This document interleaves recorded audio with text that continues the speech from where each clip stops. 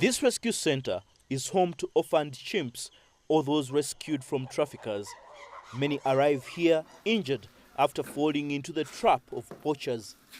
The Uganda Wildlife Center in Entebbe provides care and rehabilitation to the primates.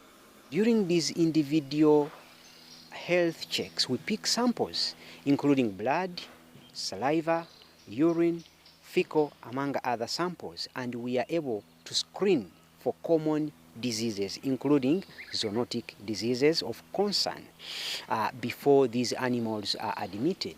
And consequently, we also institute or carry out preventive medication or a preventive medicine program. Conservationists warn populations are fluctuating and the urgent efforts are needed to protect the endangered species. The biggest issue right now is the destruction of their habitat, especially the natural forest cover. In Uganda, chimp habitats face growing threats from encroachment, opening up of land for agriculture, and illegal logging of timber. So what happens in some of these instances, for example, where habitat that was previously forest is now agricultural land, is that now the animals being squeezed into smaller and smaller habitats, which are not able to sustain them. They are going back to areas which were previously forested, where they're encountering curtains, they're encountering both commercial and those that are not commercial for subsistence, and that creates conflicts with communities. That's why we're having more and more instances of so-called crop raids. Uganda has registered several cases of fatal chimp attacks in the country as they are pushed into increasingly populated areas. Conservationists also think the loss of forest cover is affecting chimpanzee breeding.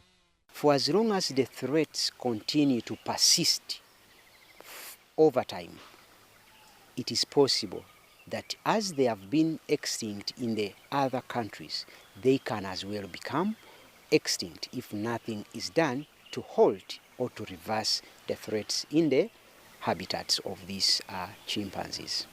Conservation groups are now working to conserve some of the biodiversity to allow chimpanzees to thrive.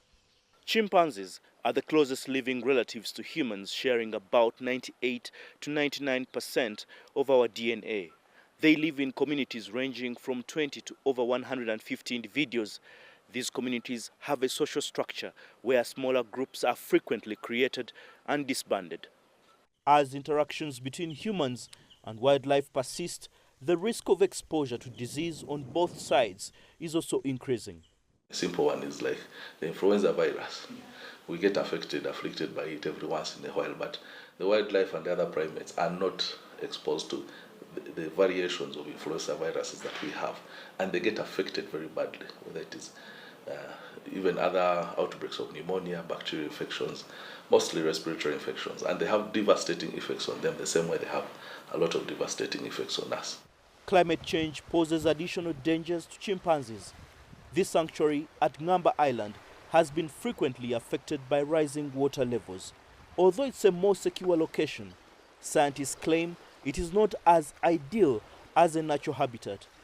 More focus is currently being placed on protecting the natural habitats of chimpanzees and making sure they are safe. Michael Baleke, CGTN, Entebbe, Central Uganda.